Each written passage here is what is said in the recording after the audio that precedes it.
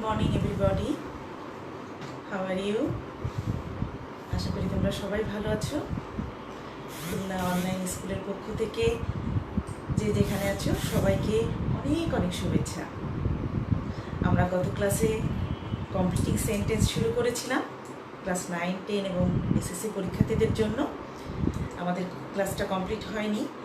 আজকে কমপ্লিটিং সেন্টেন্সের বাকি রুলসগুলো শিখব, ঠিক আছে? তো তোমরা যে যেখানে আছো ঝটপট প্রস্তুত হয়ে নাও এবং আমাকে একটু কমেন্ট করে জানাও যে সব কিছু ঠিক আছে কিনা। লাইট বোর্ড স্পষ্ট কিনা, কথাগুলো শোনা যাচ্ছে কিনা, সব কিছু শোনা গেলে আমাকে একটু ওকে করে জানাও, আমি তাহলে ক্লাসটা শুরু করব। হ্যাঁ, আমাকে অনেকেই গুড মর্নিং জানিয়েছে। Jayanti Dutta good morning, Susmita good morning, Shilpi good morning, I am fine. তারপর Abu Rahan sir good morning, Selina Akter, সবাইকে গুড মর্নিং। আমাকে একটু কেউ কমেন্ট করে জানাও যে সব কিছু ঠিক আছে কিনা।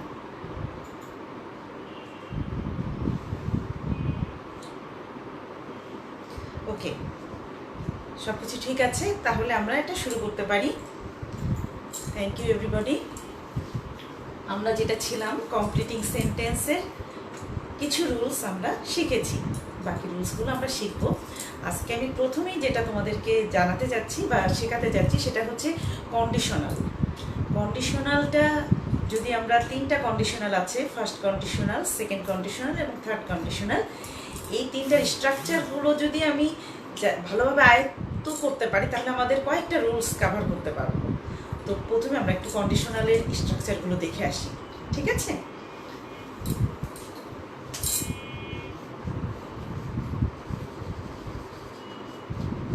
ফার্স্ট কন্ডিশনাল, সেকেন্ড, একসাথে তিনটা রুল শিখবো। Second conditional and third conditional.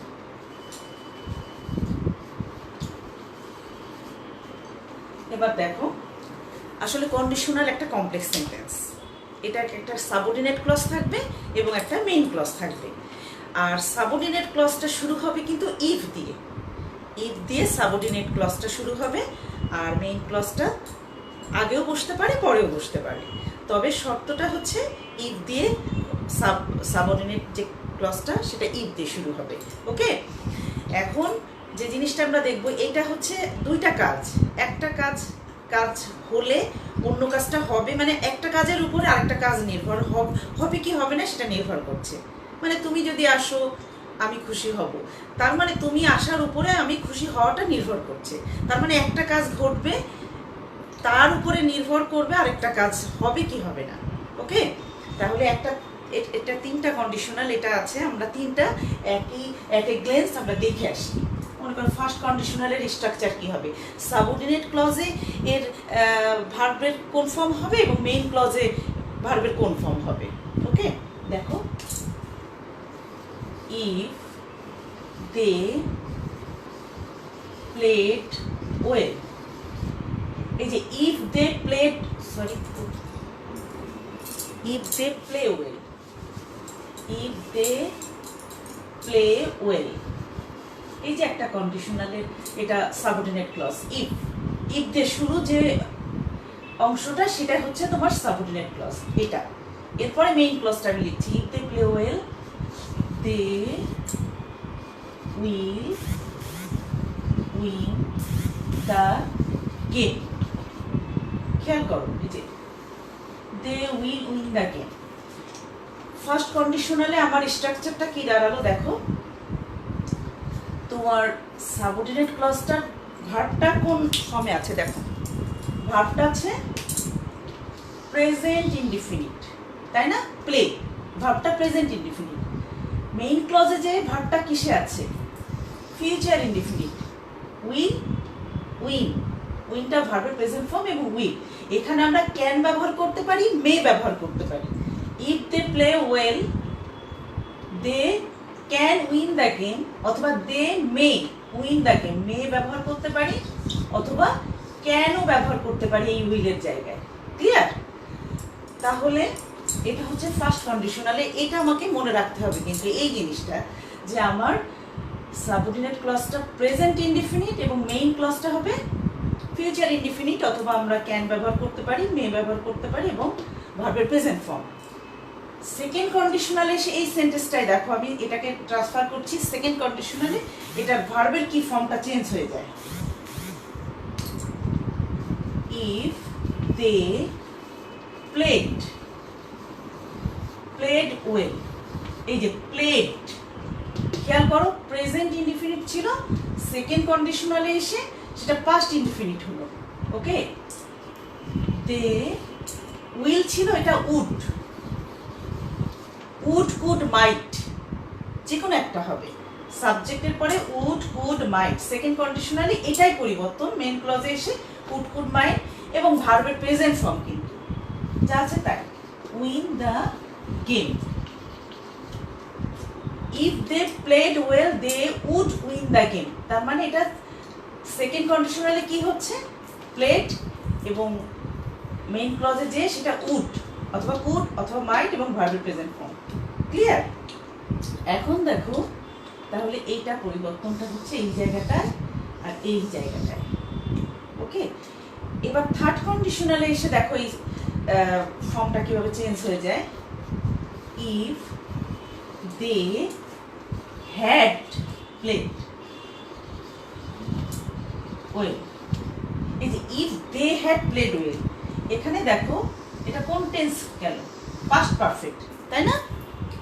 Past perfect, had played well. এখানে মেইন ক্লজটা তাহলে কি হয়ে যাচ্ছে, they would have would the game. এই যে পরিবর্তনটা তাহলে এখানে দাঁড়াচ্ছে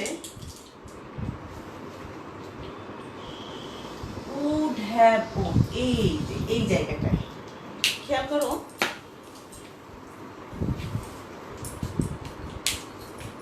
থার্ড কন্ডিশনালে সাবঅর্ডিনেট ক্লজটা হ্যাড প্লেড, সেকেন্ড কন্ডিশনালটা পাস্ট ইনডিফিনিট ছিল, থার্ড কন্ডিশনালে এসে পাস্ট পারফেক্ট হ্যাড প্লেড এবং মেইন ক্লজটা দেখো উড হ্যাভ, কুড হ্যাভ অথবা মাইট হ্যাভ হবে এবং আমার যে মূল ভার্বের পাস্ট পার্টিসিপল এটা would have won the game. তার মানে তোমাকে কমপ্লিটিং সেন্টেন্সে যে কোনো একটা ক্লজ দেয়া হবে, কিন্তু সাধারণত ওই সাবঅর্ডিনেট ক্লজটা দেয়া থাকে, আবার কখনো কখনো তোমার মেইন ক্লজটাও দেয়া থাকতে পারে, একটা অংশ থাকবে, ইনকমপ্লিট সেন্টেন্স থাকবে, তোমাকে কমপ্লিট করতে হবে। যদি এই সেকেন্ড কন্ডিশনাল একটা সেন্টেন্স দেয়, তোমার কিন্তু একটা ক্লজ থাকলেই কিন্তু তুমি টেন্সটা বুঝছো এবং কোন কন্ডিশনালটা ধরতে পারবে। কেমন দেখো, মনে করো ইফ দে প্লেড ওয়েল, এই অংশটা আছে, তোমাকে বাকি অংশটা ফর্ম করতে হবে। তখন তুমি এই ভার্বটা দেখে প্লেড যখন দেখছো তখনই বুঝতে পারছো যে এটা সেকেন্ড কন্ডিশনাল, তাহলে তুমি মেইন ক্লজটা তখন উড বা মাইট ব্যবহার করবে সাবজেক্টের পরে এবং ভার্বের প্রেজেন্ট ফর্ম বসিয়ে কমপ্লিট করবে। তোমার যদি এরকম একটা সেন্টেন্স দেওয়া হয় ইফ দে প্লে ওয়েল, তুমি তখন এই প্লে ভার্বটা দেখে কিন্তু বুঝবা যে এটা ফার্স্ট কন্ডিশনাল, কারণ ভার্বের প্রেজেন্ট ফর্ম। তাহলে মেইন ক্লজটা হবে সাবজেক্টের পরে ক্যান মে অথবা উইল বসাবে, ভার্বের প্রেজেন্ট ফর্ম বসিয়ে কমপ্লিট করবে। এখন এর সাথে ম্যাচিং করে তুমি যে সেন্টেন্সই মিনিংফুল একটা বাকি অংশটা তৈরি করবে। ক্লিয়ার? একইভাবে থার্ড কন্ডিশনালের ক্ষেত্রে ওইটা। তো এটা আমরা তিনটা কন্ডিশনাল একসাথে কিন্তু মনে রাখবো। এটা মনে রাখার সুবিধার্থে আমি একসাথে লিখে দেখালাম যে পার্থক্যটা, তুমি ফার্স্ট কন্ডিশনাল থেকে সেকেন্ড কন্ডিশনালের পার্থক্যটা কি বা থার্ড কন্ডিশনালের পার্থক্যটা কি, অ্যাট এ গ্লেন্স তুমি তিনটা পাশাপাশি লিখে মনে রাখবা যে ফার্স্ট কন্ডিশনালে play present form present indefinite, second conditional এসে পাস্ট ইনডিফিনিট, থার্ড কন্ডিশনাল এসে সেই ভার্বটা হয়ে যাবে পাস্ট পারফেক্ট। একইভাবে মেইন ক্লজের কি পরিবর্তনটা সেটাও ফিউচার ইনডিফিনিট, এটাকে বলা হয় পাস্ট কন্ডিশনাল, এটাকে বলা হয় পাস্ট পারফেক্ট কন্ডিশনাল। স্ট্রাকচারটাই মনে রাখবা যে দে মানে সাবজেক্টের পরে উড মাইট এবং ভার্বের প্রেজেন্ট ফর্ম, এখানে এসে থার্ড কন্ডিশনাল এসে would have could have might have এবং ভার্বের পাস্ট পার্টিসিপল। ওকে, ঠিক আছে। তাহলে আমি একটা ইনকমপ্লিট সেন্টেন্স দিচ্ছি, তোমরা কমপ্লিট করবা। গেট রেডি, আমাকে লিখে জানাবা। হ্যাঁ,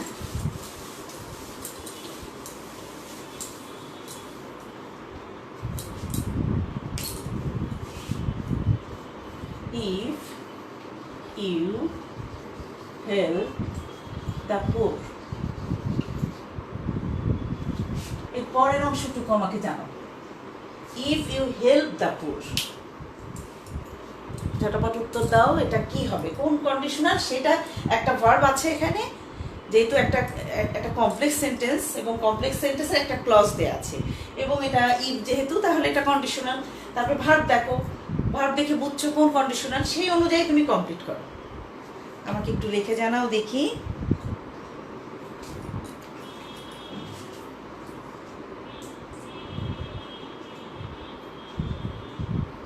খুব ভালো, স্যার একটা সাজেশন দিয়েছেন, সেই অনুযায়ী আমি বলছি।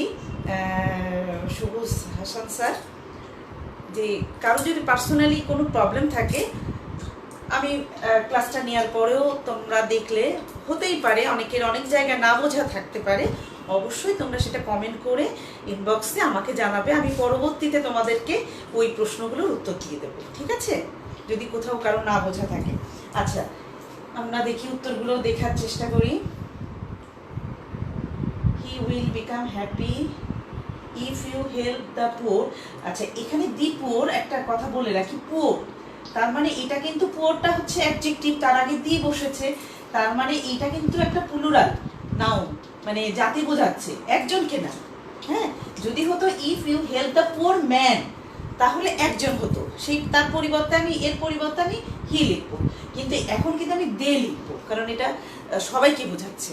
ওকে, তাহলে হি উইল বিকাম হ্যাপি, এখানে হি না দিয়ে দে উইল বিকাম হ্যাপি। কে লিখেছে? সেলিন আক্তার, খুব ভালো, তুমি চেষ্টা করেছো, তাহলে ওইটা ইয়ে করবে। নেক্সট হচ্ছে you will get blessing fine, এটা হচ্ছে তাসমিয়া। দে উইল, লামিয়া লিখেছে দে উইল ব্লেস ইউ, খুব ভালো। দে উইল বি হ্যাপি, জয়ন্তী দত্ত, খুব ভালো। লিপি লিখেছে they will be happy, Afsara লিখেছে। আচ্ছা, ফারুকুজ্জামান লিখছে হি উইল, দে লিখবে এটা, হ্যাঁ, দে উইল বি হ্যাপি, খুব ভালো। ওকে, ঠিক আছে, তাহলে তোমরা বুঝতে পেরেছো আশা করি। দে উইল বি হ্যাপি, খুব ভালো, থ্যাংক ইউ সবাইকে, সবাই বুঝেছে। দে উইল বি স্যাটিসফাইড, খুব ভালো। দে উইল লিভ হ্যাপিলি, এটা নীলা লিখেছে। কৃষ্ণা বিশ্বাস লিখেছে দে উইল বি স্যাটিসফাইড, খুব ভালো। তাহলে আশা করি তোমরা এটা বুঝেছো, তাই তো? এখন দেখো, কন্ডিশনালের উপরেও কিন্তু আমি আরও কয়েক ধরনের, একটু ইফ দিয়ে শুরু নয়, কিন্তু সেটা কন্ডিশনালের স্ট্রাকচারে আমরা কিন্তু ইনকমপ্লিট সেন্টেন্সগুলো কমপ্লিট করি, সেগুলো একটু দেখি। দেখো,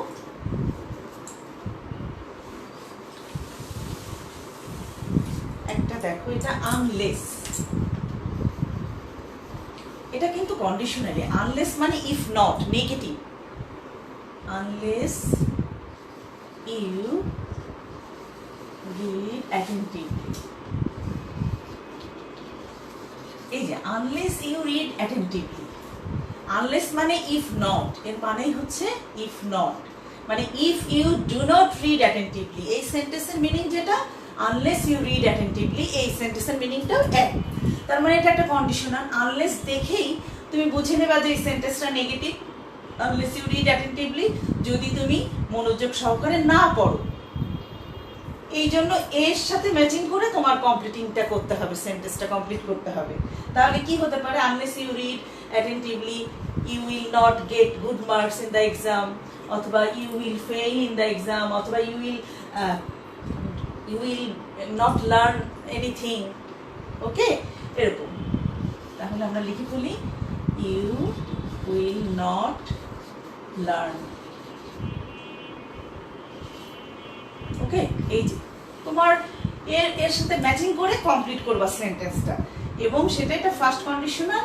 এখানে কিন্তু এটা সেকেন্ড কন্ডিশনাল হিসাবেও তুমি নিতে পারো, কারণ রিড এর তিনটা ফর্ম কিন্তু একই বানান, উচ্চারণটা উচ্চারণটা আলাদা, ফলে তুমি এটাকে সেকেন্ড কন্ডিশনাল হিসেবেও তুমি এখানে উড নট লার্ন এটাও দিতে পারো।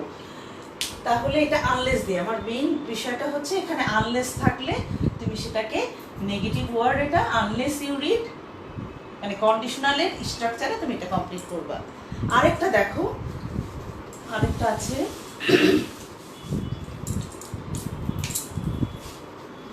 প্রোভাইডিং দ্যাট, প্রোভাইডেড দ্যাট অথবা প্রোভাইডেড অথবা প্রোভাইডিং দ্যাট অথবা প্রোভাইডিং, এই সবগুলোর মানেই হচ্ছে ইফ, যদি, ঠিক আছে? তার মানে provided, providing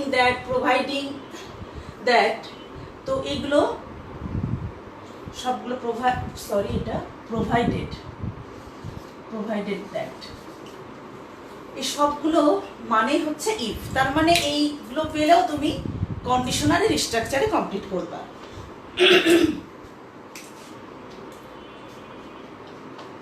I will help you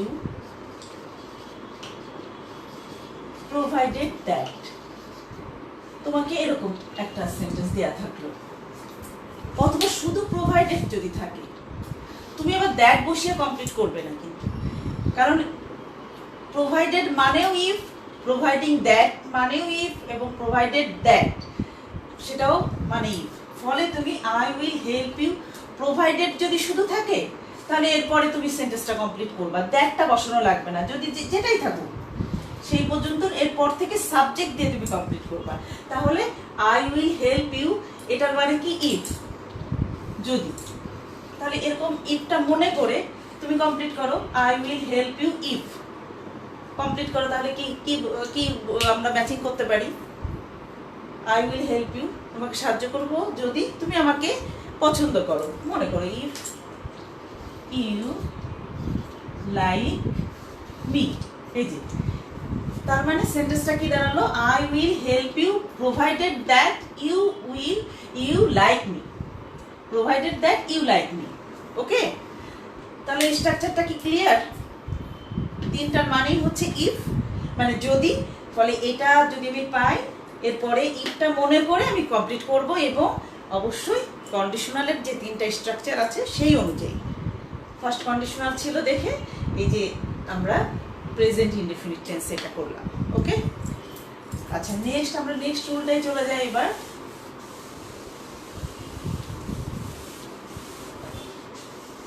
next রুলটা দেখো, সিন্স দিয়ে ভালো করে শুনবে, এবং এরপরে আমি কিন্তু একটা করতে দেবো তোমাদের, তোমরা সেটা রিপ্লাই করবে আমাকে। Since it is many years, since,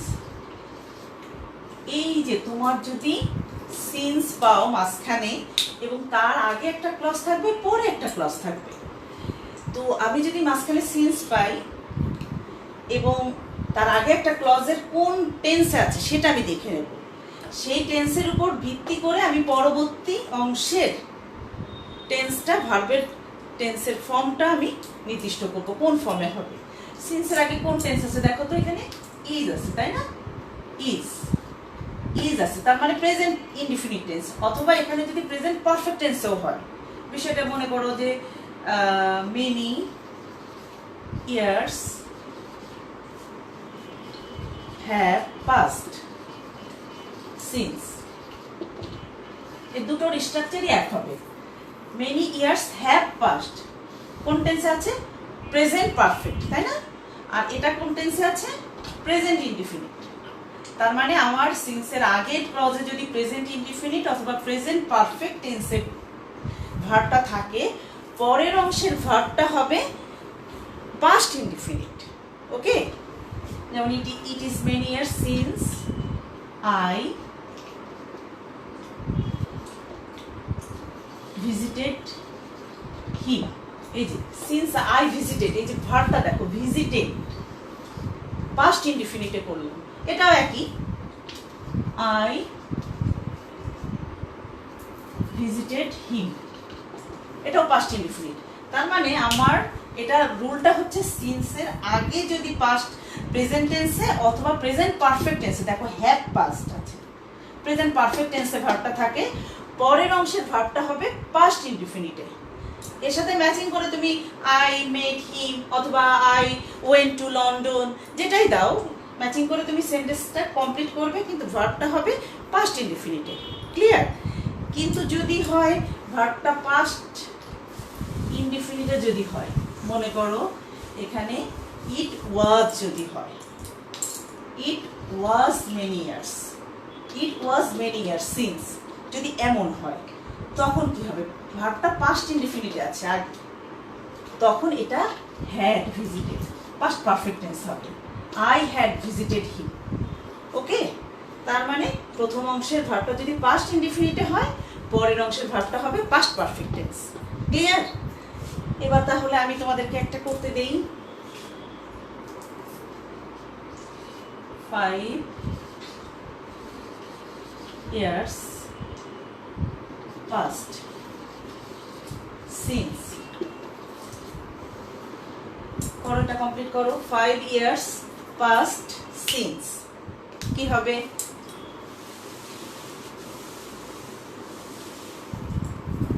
হ্যাঁ বলো তো কি হবে দেখি।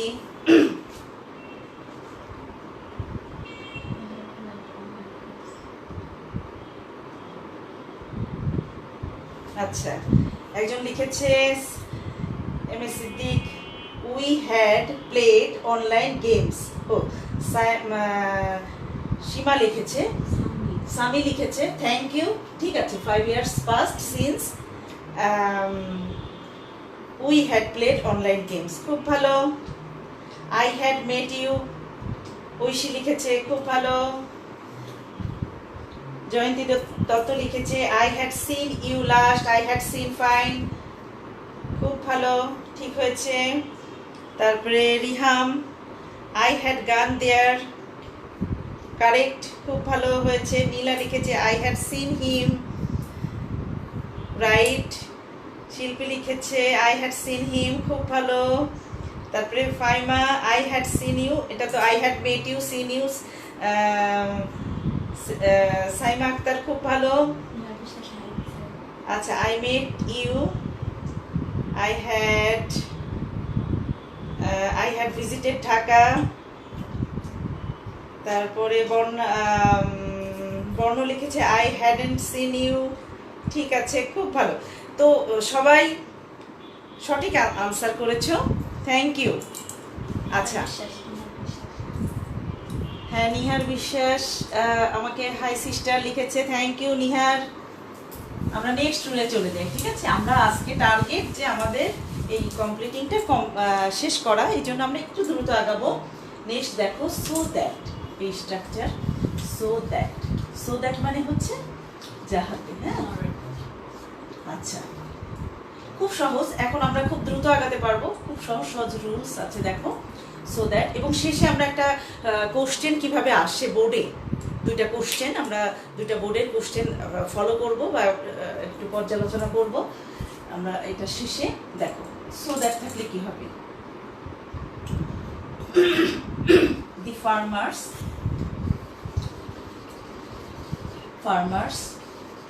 ওয়ার্ক হার্ড সো দ্যাট মানে যাহাতে। তোমার যদি এই অংশ পর্যন্ত দেয়া থাকে, the farmers work hard so that, তুমি যখনই সো দ্যাটটা পাবে তখনই যে জিনিসটা করবে, সো দ্যাট মানে যাহাতে, তারা এর সাথে ম্যাচিং করে বাকিটুকু কমপ্লিট করতে হবে।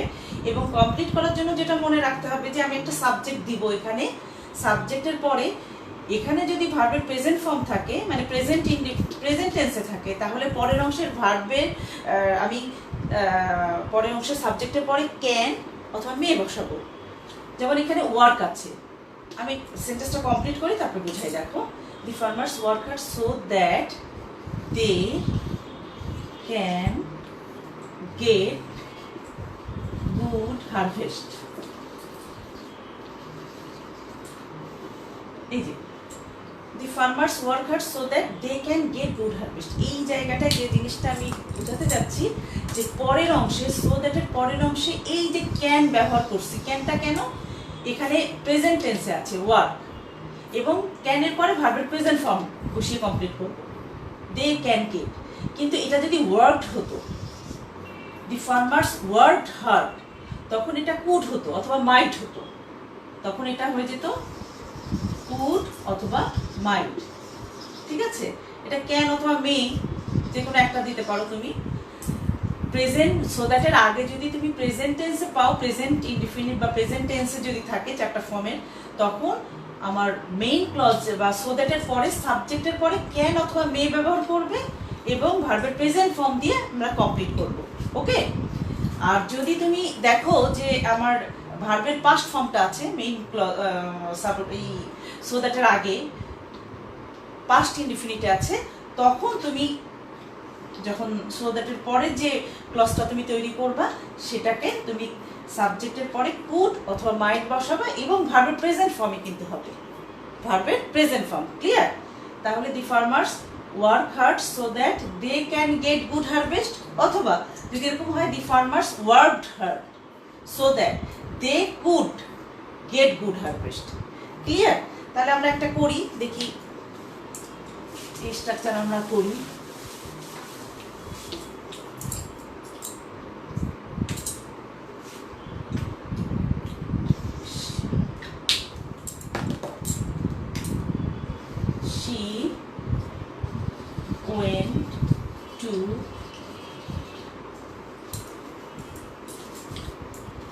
She went to school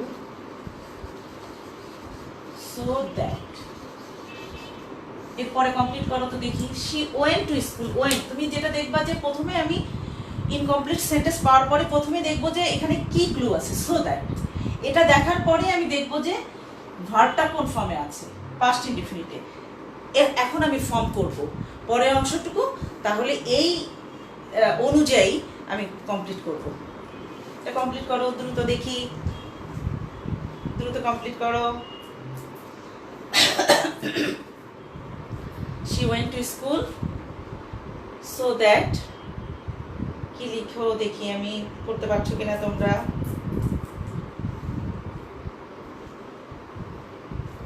আচ্ছা, she can gather knowledge। একটা খেয়াল করো, মইদুল মানিক she went to school দিয়েছি, কিন্তু went ভার্বের পাস্ট ফর্ম দিয়েছি। হ্যাঁ, তাহলে এইটা একটু খেয়াল করো, টু স্কুল সো দ্যাট, তাহলে কি হবে, ক্যান হবে নাকি কুড হবে, এটা একটু খেয়াল করো। she could learn many things, Jayanti Dutta fine, Nila লিখেছে she could learn properly, fine. তারপরে ঐশী লিখেছে she could learn many things, fine. she could learn many things, maximum she could learn her lesson। ঠিক আছে, আমরা নতুন নতুন বাক্য তৈরি করব। she could make a good result, বর্ণ লিখেছে গুড, রিচি লিখেছে she could learn many things। আচ্ছা, নতুন সেন্টেন্স আমরা একটু দেখি। she could gain knowledge, খুব ভালো। she could continue her study, খুব ভালো, এটা লিখেছে তিথি। আচ্ছা, তারপরে লিপি লিখেছে, আফসারা লিখেছে কি she could learn properly। আচ্ছা, মোটামুটি একই রকমের সেন্টেন্সগুলো আসছে।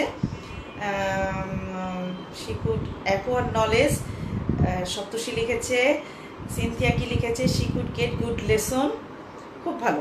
তো ম্যাক্সিমাম সবাই বুঝতে পেরেছো, সঠিক হচ্ছে। Thank you everybody. এখন দেখো পরের স্ট্রাকচারটা একটু খেয়াল করো। সো দ্যাট একসাথে ছিল, যদি এটা এরকম থাকে, সো এই মাঝখানে একটা অ্যাডজেক্টিভ বসবে, এর মানে হচ্ছে এত যে। হ্যাঁ, এত যে, খুব সহজ একটা রুল, খেয়াল করো।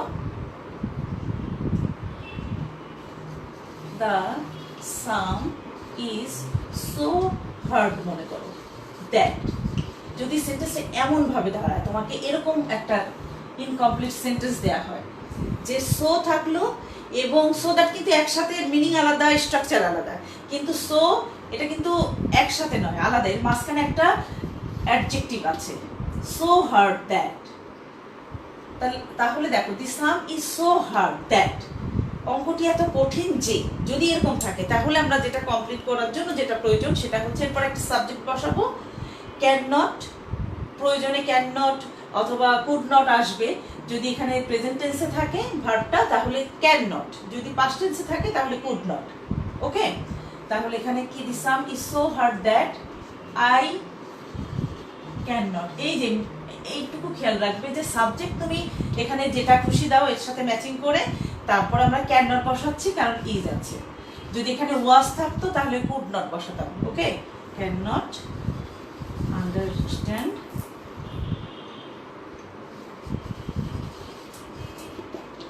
ওকে, এটা দেখো, the sum is so hard that I cannot understand it। তাহলে এটা কি ক্লিয়ার? এটা খুব সহজ একটা রুল। আমি শুধু ম্যাচিং করে সাবজেক্টের পরে ক্যান নট বসাবো অথবা কুড নট বসাবো টেন্স অনুযায়ী এবং কমপ্লিট করব। ওকে, তাহলে আমি তোমাদের একটা করতে দেই। দেখো,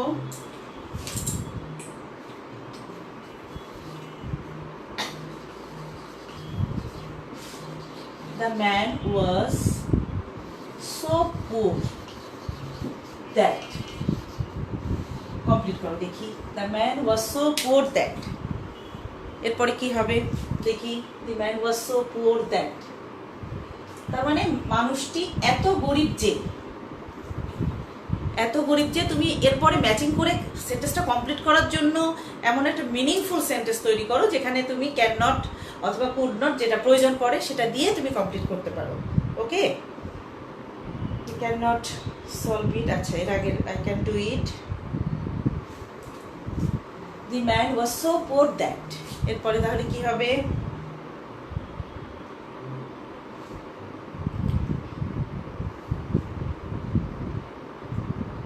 খুব ভালো দেখছে মানুয়ার হুসাইন। ওকে, মহিদুল মালিক, he could not buy a bicycle। Fine, খুব ভালো। he could not buy a bicycle, could not আসছে। আচ্ছা, এম এস সিদ্দিক সে লিখেছে he could not buy a new clothes, a new cloth। Fine. Sami লিখেছে, বর্ণ লিখেছে কি he could not eat good food। খুব সুন্দর। সেলিনা লিখেছে he could not feed his family, খাওয়াতে পারে না। হ্যাঁ, ফাইন, এটা হয়েছে। he could not buy a dress। Lamia লিখেছে, খুব ভালো, ভেরি গুড। নাহিদ লিখেছে, নীলা খন্দকার লিখেছে কি হি কুড নট লিভ হ্যাপিলি। খুব ভালো। দেখছো বিভিন্ন রকমের সেন্টেন্সগুলো আসছে, বিভিন্ন আইডিয়ার, কিন্তু এর সাথে ম্যাচিং করা এবং স্ট্রাকচার ঠিক আছে, এটাই হচ্ছে বিষয়। আচ্ছা, ঐশী লিখেছে he could not buy a dress for his son. খুব ভালো, ঠিক আছে। তিথি লিখেছে he hardly could buy good food. হ্যাঁ, খুব সুন্দর। তাকিয়া তাসনিম সে লিখেছে হি ক্যান নট না, এখানে দেখো মেইনটেন হিজ লাইভলিহুড, এখানে ওয়াজ আছে। হ্যাঁ, ওয়াজ যেহেতু আছে আমরা কি ব্যবহার করব? ক্যান নট নয় কিন্তু, কুড নট। ঠিক আছে। আচ্ছা,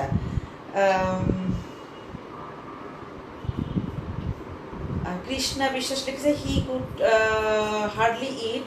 ঠিক আছে। সপ্তর্ষি লিখেছে he could not eat properly. ঠিক আছে। সিনথিয়া লিখেছে he could not teach her child. Okay, হ্যাঁ, that will be right. He couldn't maintain his family. সবাই মোটামুটি বিভিন্ন আইডিয়া লিখেছে এবং সবারই কারেক্ট। এখানে he can not buy a dress for her mother, এখানে ক্যান নট হবে না, কুড নট। হ্যাঁ, পাস্ট টেন্স আছে, আমরা কুড নট ব্যবহার করব। আর বাই BUY এটা লিখবে। ওকে, থ্যাংক ইউ এভরিবডি। আমরা নেক্সট রুলে চলে যাই। তোমরা এটা বুঝেছো আশা করছি, সবাই পারছো। এটা দেখো, এটা একটা ইম্পর্টেন্ট কিন্তু খুবই সহজ। Because of, on account of, due to, অথবা ওয়িং টু। এই সবগুলোর অর্থ হচ্ছে কারণে। কারণ না কিন্তু, বিকজ মানে কারণ। আর বিকজ অফ যখন বসাবো সেটার মিনিংটা হয়ে যাবে কারণে। ঠিক আছে। তাহলে আমি সেন্টেন্সটা লিখি, দেখো। হি could not attend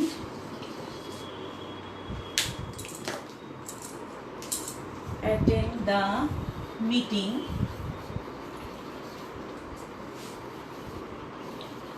because of, এরপরে তোমাকে কমপ্লিট করতে বলা হয়েছে। he could not attend the meeting because of, ক্লিয়ার? এখন এই বিকজ অফ এগুলো কিন্তু phrase, because of, on account of, due to, owing to, এগুলো সবগুলো কিন্তু এক একটা ফ্রেজ। ফলে ফ্রেজ যেহেতু, সেহেতু তোমার এটার পরে যেটা বসাবে এরপরে একটা নাউন বসিয়ে কমপ্লিট করবে। বিষয়টা হলো এই, বিকজ অফ এর পরে এই যে শুধু বিকজ থাকলে অন্যরকম হবে, আমি সেটা বলে দিচ্ছি, কিন্তু বিকজ অফ যখন থাকবে তখন তুমি এরপরে একটা নাউন বসিয়ে কমপ্লিট করবে। তাহলে সেটা ম্যাচিং করে একটা নাউন তৈরি করি আমরা। হি could not attend the meeting because of, meeting attend করতে পারলো না কারণ সে অসুস্থ ছিল বা এই টাইপের কিছু একটা হবে, বিকজ অফ হিজ ইলনেস। এই যে বিকজ অফ হিজ ইলনেস, এই যে ইলনেসটা নাউন, বিকজ অফ ইলনেসও দিতে পারো বা হিজ ইলনেস দিতে পারো। তাহলে এই যে আমি কমপ্লিট করলাম, কিন্তু এটা যদি এরকম হতো, শুধু বিকজ হতো, বিকজ অফটা যদি না থাকতো, তাহলে কিন্তু এখানে তোমাকে একটা ক্লজ তৈরি করতে হতো।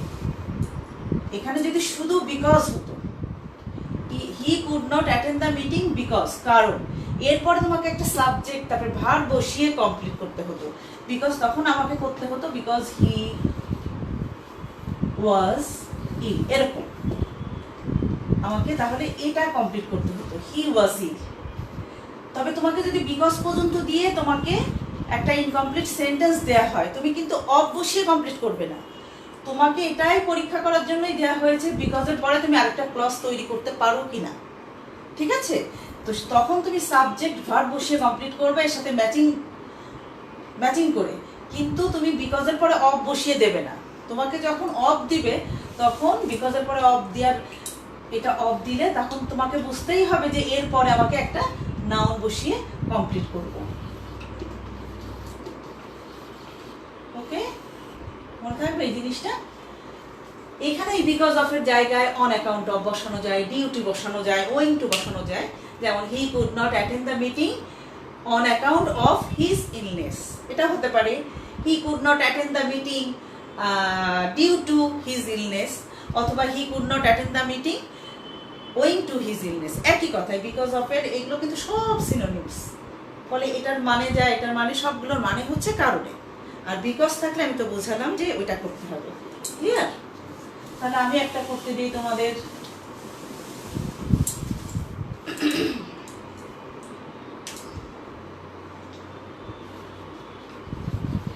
Everybody loves him because of, এরপরে তুমি কমপ্লিট করবা। Everybody loves him because of, complete করো। Everybody loves him because of, তার মানে বিকজ অফ যখন আসছে তখন আমি এরপরে একটা নাউন বসি। আর শুধু বিকজ থাকলে তো বলেছি, বিকজ থাকলে অন্যরকম হবে, একটা ক্লজ হবে। বলো দেখি।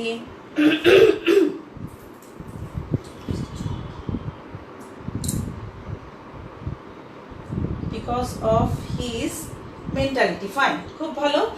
সপ্তশী লিখছে বিকজ অফ হিজ মেন্টালিটি। আচ্ছা, নীলা খন্দকার লিখেছে বিকজ অফ হিজ অনেস্টি, খুব ভালো। রিহাম লিখেছে, নাহিদ লিখেছে হিজ কিউটনেস, খুব ভালো হতে পারে। হিজ অনেস্টি ঐশী লিখেছে। তারপরে পলাশ কি লিখেছে হিজ স্মার্টনেস, খুব ভালো, এখানে নাউন, খুব ভালো বুঝেছো। বর্ণ লিখেছে হিজ অনেস্টি। আচ্ছা, অনেকে হিজ অনেস্টি দেখি নতুন কোনো আইডিয়া। হিজ কাইন্ডনেস, খুব ভালো, এই যে হিজ কাইন্ডনেস লিখেছে কে? নাফি লিখেছে, খুব ভালো। শিল্পী কি লিখেছে? হিজ লামিয়া লিখেছে কাইন্ডনেস। জয়ন্তী লিখেছে কাইন্ডনেস, দেখি অন্য রকমের। হিজ অনেস্টি, ট্রুথফুলনেস, এই যে রিচি লিখেছে বিকজ অফ হিজ ট্রুথফুলনেস, খুব ভালো। হিজ ডিসঅনেস্টি, না আমরা ডিসঅনেস্টিটা অ্যালাউ করবো না, কারণ সবাই লাভ, আমরা ডিসঅনেস্টির জন্য ভালোটা বাসি না, তাই না? তাহলে ডিসঅনেস্টি দেবো না, অনেস্টি দিব। কেউ ডিসঅনেস্ট হলে আমরা কি ভালোবাসি? আচ্ছা, নেক্সট লিখেছে হ্যাঁ honesty because of his good manners, খুব ভালো। যে নিঝুম লিখেছে হিজ বিহেভিয়ার্স। আচ্ছা, খুব ভালো, সবাই মোটামুটি রাইট করেছো আর ভালো করেছো, থ্যাংক ইউ। আমরা এখন লাস্টের রুলটাই চলে যাব, আমাদের সময়টা প্রায় ক্লোজ হয়ে আসছে, আমাদের 12টায় আরেকটা ক্লাস শুরু হবে।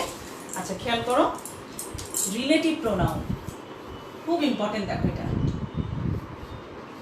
টি প্রোনাউন। রিলেটিভ প্রোনাউন কোনগুলো? হু, তাই না? হু, হুজ, হু, হুইজ, দ্যাট, এগুলো আমাদের রিলেটিভ প্রোনাউন। আরও আছে, মোটামুটি এগুলো আমরা বেশি ব্যবহার করি, এই কটাই আমরা একটু দেখি। হু, হুজ, হুম, হুইজ, দ্যাট। আমরা হুটা ব্যবহার করি কি ব্যক্তির, আর রিলেটিভ প্রোনাউনটা কোথায় বসে? যে ব্যক্তি বা বস্তুকে আমরা মিন করছি ঠিক তারপরেই বসে, ঠিক আছে? রিলেটিভ প্রোনাউনটা বসে যাকে আমরা মডিফাই করছি, যে ব্যক্তি, বস্তু বা স্থান যাকে মডিফাই করছি ঠিক তারপরেই রিলেটিভ প্রোনাউনটা বসে। আমরা একটু সেন্টেন্সের ব্যবহারগুলো একটু দেখে আসি, চলো। রিনা ইজ এ গার্ল, এই সেন্টেন্স দিয়ে আমরা অনেকগুলো খেয়াল কি করি। রিনা ইজ এ গার্ল হু, এই যে তোমাকে এখন কমপ্লিট করতে বলা হলো, এই যে গার্ল, তারপরে কিন্তু এই যে হু, এটা ব্যক্তি যেহেতু এখানে কিন্তু হুইস হবে না, ব্যক্তি হলে তারপরে হু বসে, এবং তোমাকে এই পর্যন্ত দেওয়া হলো। এরপরে তোমাকে কমপ্লিট করতে বলা হয়েছে, ইনকমপ্লিট এটা আছে, রিনা ইজ এ গার্ল হু। তখন তুমি কমপ্লিট করার জন্য কি করবে? হু মানে হচ্ছে যে, হুম মানে যাকে, হুজ মানে যার, মিনিংটাও মাথায় রাখবে বাংলাটা, তাহলে তোমার পড়তে সুবিধা হবে। তাহলে রিনা ইজ এ গার্ল হু, এই যে এখন এরপরে যে আমি একটা নাউন ভার্ব বসিয়ে কমপ্লিট করব, এবং ভার্বটা হবে কি, আমার এই হুর আগে যে নাউনটা আছে বা প্রোনাউন আছে ঠিক সেই অনুযায়ী আমার এখানে ভার্বটা বসবে, এর সাথে ম্যাচিং করা ভার্ব। ওকে, তাহলে রিনা ইজ এ গার্ল হু, হুর সাথে এই যে রিনার সাথে কি বসবে? আমি যদি ইজ বসাই, ইজ, ওয়াজ, হ্যাজ, যে ভার্বটা বসাবো, অথবা প্রেজেন্ট ইনডিফিনিট টেন্সে যদি যাই তাহলে ভার্বের সাথে এস বা ইয়েস যোগ করব। এটা হচ্ছে মাথায় রাখতে হবে। এরপরে তাহলে হুর পরে আমি ভার্ব বসিয়ে কমপ্লিট করব। Who, Rina is a girl who is beautiful. Who is a student হতে পারে, হু ইজ ব্রিলিয়ান্ট হতে পারে। তুমি মানে এর সাথে ম্যাচিং করে যেটা খুশি তুমি ফর্ম করতে পারো। তবে বিষয়টা কি, আমি হুটা বসাবো কার, ব্যক্তির পরে ব্যক্তিকে মডিফাই করবে হু, এবং তারপরে আমি হুর পরে কি বসাবো? একটা ভার্ব বসাবো, এবং ভার্বটা কি অনুযায়ী বসাবো? হুর আগের যে ইটা আছে, নাউন বা প্রোনাউন আছে, সেই অনুযায়ী আমি ভার্ব বসিয়ে কমপ্লিট করব। ক্লিয়ার? এটা যদি হুম হতো, সেটা দেখো, রিনা ইজ এ গার্ল, এটা যদি আমি হুম বসাই তাহলে কি দাঁড়াচ্ছে? হুম, হুম মানে যাকে, এই যে রিনা ইজ এ গার্ল হুম, এরপরে যখন আমি ইয়ে করব তখন একটা সাবজেক্ট নিয়ে আসবো এবং ভার্ব বসিয়ে কমপ্লিট করব। দেখো, যাকে হুম আই লাভ, ওকে, বা এভরিবডি লাভস, এই যে আই লাভ, আমি এখানে কি একটা সাবজেক্ট আনলাম, নাউন বা প্রোনাউন আনলাম, এবং তারপরে ভার্ব আনলাম। তাহলে এটা মনে রাখো যে হুর পরেই ভার্ব বসিয়ে কমপ্লিট করব, হুম যখন বসাবো তখন একটা সাবজেক্ট এবং তারপরে ভার্ব বসিয়ে কমপ্লিট করব। যদি হুজ আসে,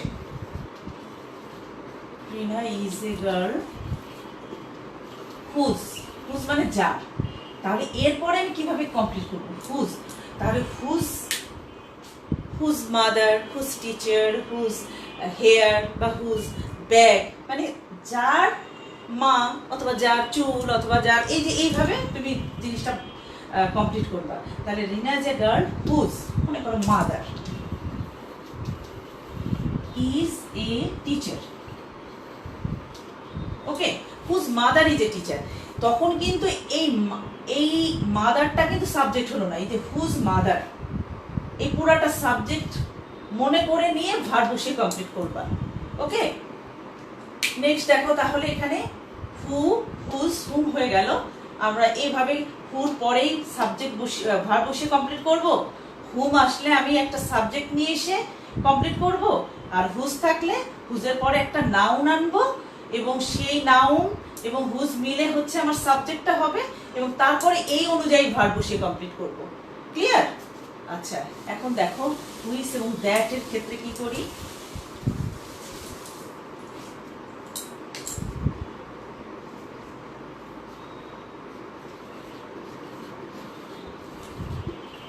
দিস ইজ এ বার্ড, যখন এ বার্ড আসলো তখন হুইজ অথবা দ্যাট, যে কোনো একটা তুমি বসাতে পারো, যে কোনো একটা থাকবে, কোশ্চেনে থাকুক বা না থাকুক। কোশ্চেনে থাকলে তো থাকলোই, আর যদি না থাকে তাহলে তোমাকে হুইজ অথবা দ্যাটের যে কোনো একটা বসাবে, দুইটা না অবশ্যই। তাহলে this is a bird whose, এরপরে তুমি যেটা বসাবে হুইসের পরে তুমি ভার্বও বসাতে পারো বা নাউন বসিয়েও একটা সেন্টেন্স কমপ্লিট করতে পারো, যেমন হুইস ইজ নাইস বা which is colourful. Which is colourful, এই যে this is a bird which is colourful, okay, বা দ্যাট ইজ কালারফুল। তাহলে this is a bird which, তুমি এখানে হুইসের পরে তুমি সাবজেক্ট এনেও করতে পারো, হুইস I have bought, which I have bought, এই যে আই আনলাম ভার্ব আনলাম, অথবা তুমি হুইসের পরে বা দ্যাটের পরে ভার্ব এনেও কমপ্লিট করলাম, এই যে হুইচ ইজ কালারফুল, ওকে। আবার হোয়ার বা হোয়েন এগুলো বসে, তুমি যদি মনে করো Kushtia is a place, place আছে, এরপরে তুমি প্লেস জায়গা হলে তারপরে কি বসাবো, হোয়ার, হোয়ার আই ওয়াজ বর্ন। যদি টাইম হয়, it is 4 PM, when, it is 4 PM when I go to school, when I come back from school, ওকে। তাহলে এই টাইম থাকলে when, যদি কোনো প্লেস থাকে তারপরে হোয়ার বসাবে। তো এইভাবে আমরা কমপ্লিট করব। আমাদের যেহেতু সময়টা একদম কম হয়ে গেছে, আমরা একটা দুইটা কোশ্চেন আমরা একটু ফলো করে আসি। দেখো পরীক্ষাতে আমরা কমপ্লিটিং সেন্টেন্স মোটামুটি আমি কভার করার চেষ্টা করেছি। আমি প্রথম ক্লাসে তোমাদেরকে বলেছিলাম, যারা প্রথম ক্লাসটা দেখোনি তারা প্রথম ক্লাসটা দেখে নেবে, হ্যাঁ, তাহলে it will be helpful, it will be helpful for you.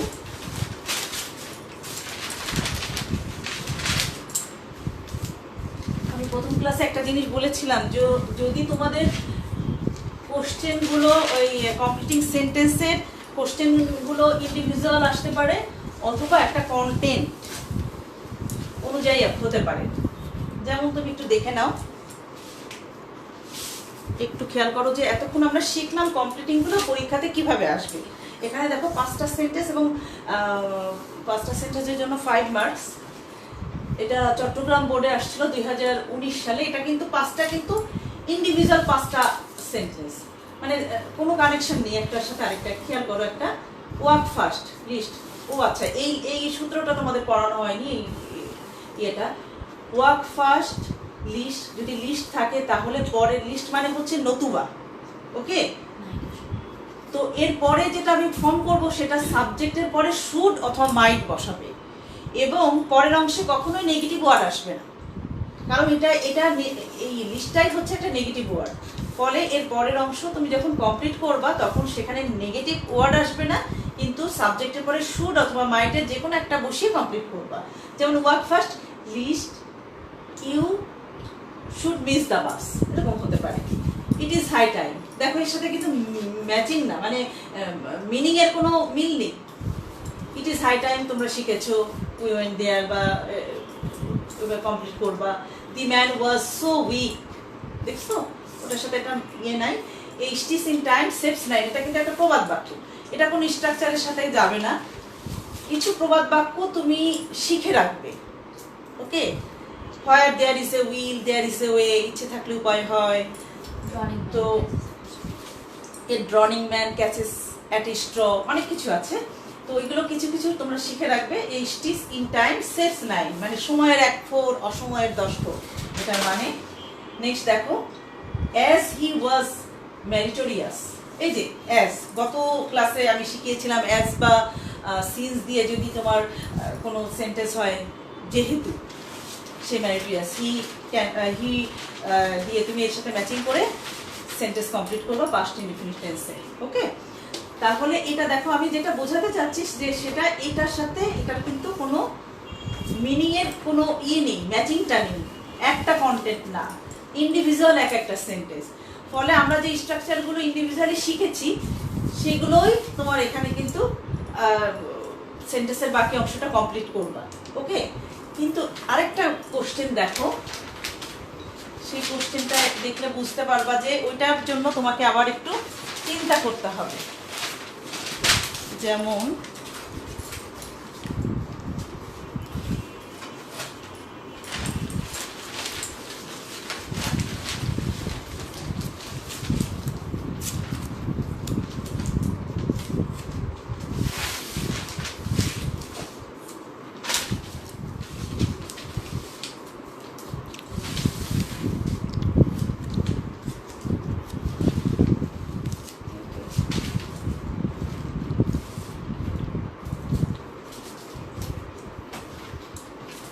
আচ্ছা, এবার একটু দেখো, এটা বোর্ড কোশ্চেন 2018-তে আসছিল, একটু খেয়াল করো। এখানে কিন্তু একটা কন্টেন্ট আছে এর মধ্যে, একটার সাথে আরেকটার মিল আছে এবং সেই অনুযায়ী তোমাকে কোশ্চেনটা করতে হবে। ম্যাক্সিমাম টাইম তোমার এরকম কোশ্চেনে তুমি ফেস করবা তোমার পরীক্ষাতে, এসএসসিতে বা 9 বা 10-এ সব পরীক্ষাতে সাধারণত এরকম আসে। তবে ওইটাও আসতে পারে যেটা আমরা একটু আগে দেখলাম, ওভাবেও আসতে পারে, তবে ম্যাক্সিমাম ক্ষেত্রে তোমার এরকম ধারাবাহিকতা থাকবে। সেটা দেখো, ইট ইজ ইংলিশ হুইচ। পরের সেন্টেন্সে দেখো আছে but most of the students don't know how. তার মানে ওর সাথে কিন্তু ম্যাচিং। দেখো, if a student wants to do well in English, তার মানে কি এটা ইংলিশের গুরুত্বের উপরে কিন্তু প্যাসেজটা, এটা প্যাসেজ তোমার কমপ্লিটিং সেন্টেন্স করছে। আনলেস হি বা শি প্র্যাকটিসেস ইট, ইট বলতে English, it is high time. তার মানে তুমি যদি ইন্ডিভিজুয়ালি একটার সাথে একটা ম্যাচিং না করে যদি সেন্টেন্সগুলো ফর্ম করো তখন কিন্তু ইনকারেক্ট হয়ে যাবে। আমি যদি it is high time we went there দিয়ে দিই, এই সেন্টেন্সটা কিন্তু কারেক্ট হবে না। কারেক্ট হবে না এই কারণে যে এর সাথে ম্যাচিং নেই, আমার এর সাথে ম্যাচিং করে আমার সেন্টেন্সটা ফর্ম করতে হবে। তাহলে আমরা দেখি ম্যাচিংটা করলে কেমন দাঁড়ায়। ইট ইজ ইংলিশ হুইচ, এই যে হুইচের পরে আমি কিন্তু এখানে ভার্ব বসাবো, ভার্ব বসিয়ে কমপ্লিট করবো। একটু আগে যেটা শিখলাম আমরা রিলেটিভ প্রোনাউনে, হুইচ ইজ ইম্পর্টেন্ট দিতে পারি।